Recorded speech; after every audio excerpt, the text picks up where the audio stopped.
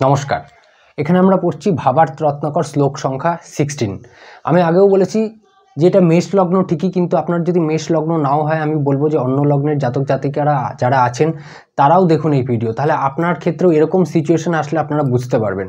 ভিডিওটা সম্পূর্ণ দেখুন, তাহলে লাভবান হবেন এবং পূর্ণ জ্ঞান অর্জন করতে পারবেন। স্কিপ করে কেটে কুটে দেখবেন না, তাহলে কিন্তু অনেক জায়গায় মিস করে যাবেন। আর ক্রম সংখ্যা অনুসারে দেখবেন, ক্রম যদি মিস হয় তাহলে কিন্তু অনেক জায়গায় আপনার জ্যোতিষ কিন্তু অনেক কিছু শিক্ষা থেকে বঞ্চিত হয়ে যাবেন।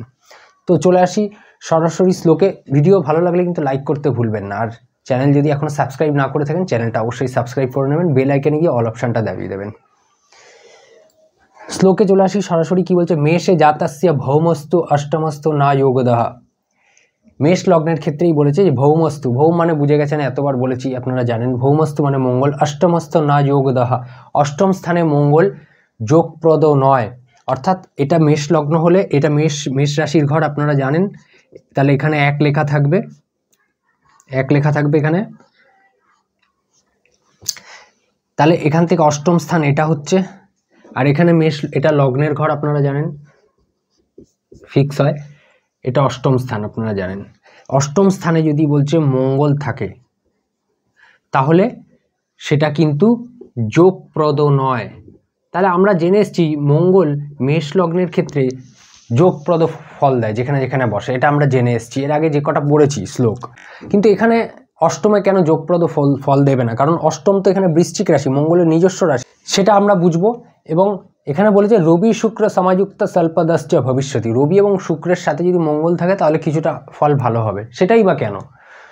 দেখতে থাকুন ভিডিওটা। দেখুন, প্রথমে বলি যে কোনো গ্রহ যখন 6, 8, 12তে যায় তার কারকত্বের হানি হয়। তাহলে এখানে মঙ্গল লগ্নপতি হয়ে অষ্টমে গেছে, অষ্টম নিজের স্বরাশিগত হয়েছে অষ্টমে। অষ্টম রাশির জন্য এটা ভালো, অষ্টম ঘরের জন্য ভালো, অষ্টম ঘর বলবান হয়ে গেল যে নিজের রাশিতে নিজে, মানে গ্রহ নিজের রাশিতে রয়েছে। কিন্তু লগ্ন থেকে অষ্টমে রয়েছে, লগ্নের জন্য এটা খারাপ। যে কোনো ঘরের অধিপতি যদি তার নিজস্ব ঘর থেকে অষ্টমে থাকে তাহলে সেই ঘরেরও ক্ষতি হয় এবং সেই গ্রহেরও কারকত্বের হানি হয়। তাহলে মঙ্গলের কারকত্বের হানি হলো এখানে এবং লগ্নেরও হানি হলো এখানে, কিন্তু অষ্টম স্থান মজবুত হয়ে গেল। তাহলে এখানে যোগফল প্রদান করবে না মঙ্গল, কারকত্বেরই হানি হয়ে গেল। তাহলে কি যোগফল প্রদান করবে? লগ্নের হানি হয়ে গেল। লগ্নই তো সব কিছু, লগ্নই তো আমাদের হেড, সব কিছুর প্রধান, তাই না? লগ্নই যদি খারাপ হয়ে গেল তাহলে যোগফল কিভাবে প্রদান করবে, তাই না? যতই অষ্টম বলবান হোক।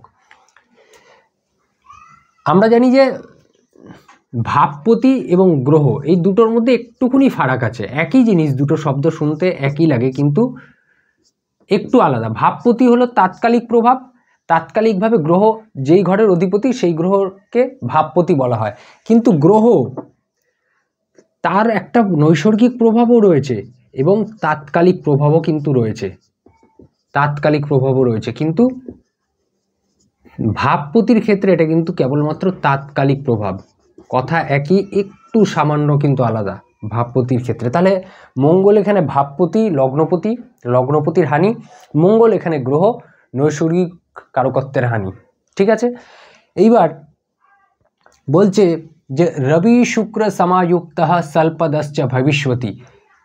রবি এবং শুক্রের সাথে যদি যুক্ত হয়ে যায় তাহলে স্বল্প কিছুটা ভালো ফল আশা করা যায়, কিছুটা, মানে এটার থেকে অন্তত কিছুটা ভালো ফল হবে যদি শুক্র এবং রবি অষ্টমে থাকে, মঙ্গলের সাথে যুতি করে।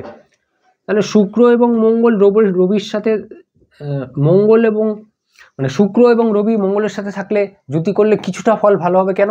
কারণ এখানে একটা দেখুন, মঙ্গল তো লগ্নপতি অষ্টম এসছে, ঠিক আছে, কিন্তু শুক্র এখানে সপ্তমপতি, কেন্দ্রস্থানের অধিপতি, রবি পঞ্চমপতির অধিপতি হয়ে অষ্টম এসছে। তাহলে দুটোই তাৎকালিকভাবে শুভ গ্রহ।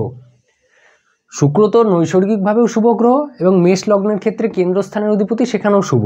এবং রবি পঞ্চমপতি, তার মানে রবি এখানে অত্যন্ত শুভ গ্রহ ধরা হবে তাৎকালিকভাবে। তাহলে রবি, শুক্র এবং মঙ্গল কেন্দ্রস্থানের অধিপতি। তাহলে আমি ধরতে পারি যে রবি এবং শুক্র কেন্দ্রস্থান, রবির ত্রিকোণ স্থান, কেন্দ্র ত্রিকোণ রাজযোগ তৈরি করছে এখানে।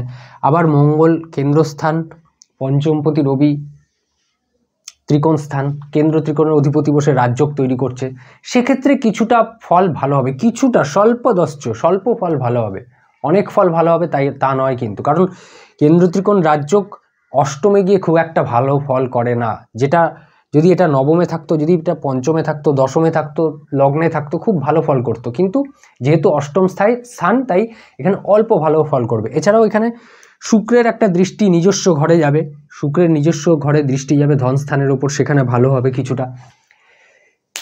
কিন্তু এখানে মঙ্গলের দৃষ্টিও তো যাবে, রবির দৃষ্টিও তো যাবে। মঙ্গল এবং রবি তো ক্রূর গ্রহ, তাৎকালিকভাবে যেখানে বসবে সেখানে শুভ, কিন্তু দৃষ্টি তো অশুভত্ব থাকবেই, তাই না? তাহলে এখানে কিন্তু অল্পই ফল কিছুটা ভালো হবে যদি মঙ্গলের সাথে রবি এবং শুক্র থাকে। কারণ এখানে রবি পঞ্চমপতি হয়ে অষ্টমে এসছে, মানে রবিরও কারকত্বের হানি হলো, পঞ্চম স্থানের হানি হলো। শুক্র সপ্তম স্থানের অধিপতি হয়ে অষ্টমে এসছে, শুক্রেরও এখানে হানি হলো, সপ্তম স্থানেরও হানি হলো। কিন্তু যেহেতু কেন্দ্রীয় ত্রিকোণ রাজযোগের পরিস্থিতি তৈরি হচ্ছে, শুক্র নিজ ঘরে দৃষ্টি দিচ্ছে, কিছুটা ফল ভালো হবে। কিন্তু এখানে যদি বলা যায় যে এই জাতক মানে বিরাট ধনবান হবে না, কোটি কোটি টাকা কামাতে পারবে না, নিজের যা দরকার সেটুকু পারবে, বাকি কিন্তু হবে না, এরমভাবে কিন্তু এটা বলা যায় যে এরকম পরিস্থিতি যদি থাকে। তাহলে অষ্টমে কোনো গ্রহ যাওয়া মানে তার কারকত্বের হানি, এটা আপনারা বুঝলেন। মঙ্গল সরাসি হয়ে অষ্টমে গেছে, সেটা অত্যন্ত ভালো, লগ্নের জন্য খারাপ, এবং রবি এবং শুক্রের সঙ্গে থাকার জন্য কিছুটা ফল ভালো হবে, এটা আপনারা বুঝতে পারলেন। আবারও বলবো, ক্রম অনুসারে ভিডিও দেখুন, তাহলে বুঝতে পারবেন, ভালো জিনিসটা অন্তস্থ করতে পারবেন, জ্যোতিষ শিখতে পারবেন। ভিডিও ভালো লাগলে অবশ্যই লাইক করুন, চ্যানেলে নতুন হয়ে থাকলে চ্যানেল কিন্তু সাবস্ক্রাইব করতে একদম ভুলবেন না। আবারও কথাটা বললাম, দেখা হবে পরের ভিডিওতে। ভালো থাকুন, সুস্থ থাকুন, নমস্কার।